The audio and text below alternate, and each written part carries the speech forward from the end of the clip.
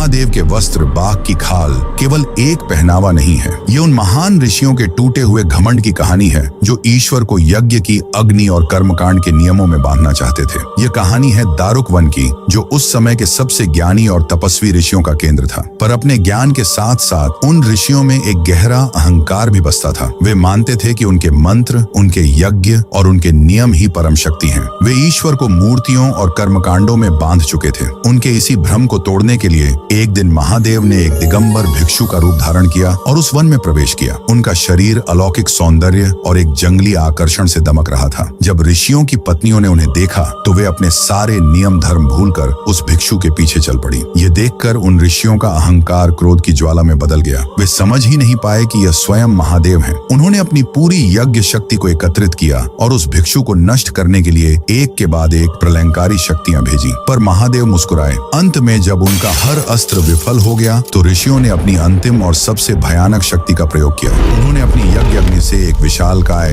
मायावी बाघ को उत्पन्न किया और उसे उस भिक्षु पर छोड़ दिया। पर वह बाघ जिस पर झपटा था वह कोई साधारण भिक्षु नहीं बल्कि स्वयं पशुपतिनाथ थे, पशुओं के स्वामी। महादेव ने उस बाघ को खेल खेल में वश में कर लिया और अपने नाखून के एक ही स्पर्श से उसकी खाल उतारकर उसे अपने वस्त्र की तरह धारण कर लिया। वह बाघ केवल एक पशु नहीं था, वह उन ऋषियों के अहंकार, उनकी अनियंत्रित इच्छाओं और उनकी कच्ची पाशविक शक्ति का प्रतीक था। उस खाल को पहनकर महादेव ने यह घोषणा कर दी कि वे केवल देवताओं के ही नहीं बल्कि हर उस प्राकृतिक और पाशविक शक्ति के भी स्वामी हैं जिसे मनुष्य नियंत्रित करने का दंभ भरता है। ये वस्त्र हमें याद दिलाता है कि सच्ची शक्ति बाहरी आडंबरों में नहीं बल्कि अपने भीतर की पशु वृत्तियों जैसे अहंकार और क्रोध को वश में करने में है। उस दिगंबर महादेव के सम्मान में जो अहंकार को भी अपना वस्त्र बना लेते हैं, कमेंट्स में जय पशुपतिनाथ महादेव अवश्य लिखें। फुल वीडियो देखने के लिए नीचे क्लिक करें और साथ ही हमारे इस चैनल मायाथो मंथन को सब्सक्राइब भी कर लें।